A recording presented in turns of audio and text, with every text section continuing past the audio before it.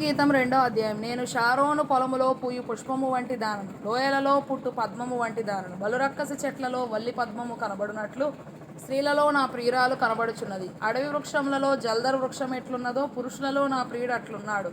ఆనందభరితనై నేను అతని నీడను కూర్చుంటిని. అతని ఫలము నా జిహ్వకు మధురము. అతడు నన్ను విందుశాలకు తోడుకొని పోయెను. నా మీద ప్రేమను ధ్వజముగా ఎత్తెను. ప్రేమాతిశయము చేత నేను మూర్ఛిల్లుచున్నాను. ద్రాక్ష పండ్ల ఎడలు పెట్టి నన్ను బలపరచుడి. జల్దరు పండ్లు పెట్టి నన్ను ఆదరించుడి. అతని ఎడమ చెయ్యి నా తల క్రిందనున్నది, కుడి చేత అతడు నన్ను కౌగిలించుచున్నాడు. యెరూషలేము కుమార్తెలారా, పొలములోని ఇరులను బట్టియు లేళ్లను బట్టియు మీ చేత ప్రమాణము చేయించుకుని ప్రేమకు ఇష్టమగు వరకు మీరు లేపకయు కలత పరచకయు నుండుడని మిమ్మను బతిమాలుకొనుచున్నాను. ఆలకించుడి, నా ప్రియుని స్వరము వినబడుచున్నది. ఇదిగో అతడు వచ్చుచున్నాడు. గంతులు వేయుచు కొండల మీదను ఎగసి దాటుచు మెట్టల మీదను అతడు వచ్చుచున్నాడు. నా ప్రియుడు ఇర్రివలెనున్నాడు, లేడి పిల్లవలెనున్నాడు. అదిగో మన గోడకు వెలిగానతడు నిలుచుచున్నాడు. కిటికీ గుండా చూచుచున్నాడు.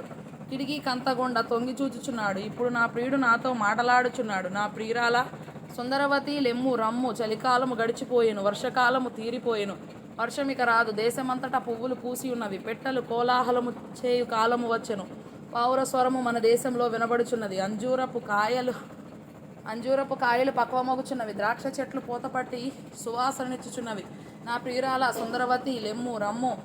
బండసందులలో ఎగురు నా పావురమా, పేటు బీటల ఆశ్రయించు నా పావురమా. నీ స్వరము మధురము, నీ ముఖము మనోహరము. నీ ముఖము నాకు కనబడనిమ్ము, నీ స్వరము నాకు వినబడనిమ్ము. మన ద్రాక్ష తోటలు పూతపట్టి ఉన్నవి. ద్రాక్ష తోటలను చెరుపు నక్కలను పట్టుకొనుడి. సహాయము చేసి గుంట నక్కలను పట్టుకొనుడి. నా ప్రియుడు నా వాడు, నేను అతని దానను. పద్మములున్న చోట అతడు మందను మేపుచున్నాడు.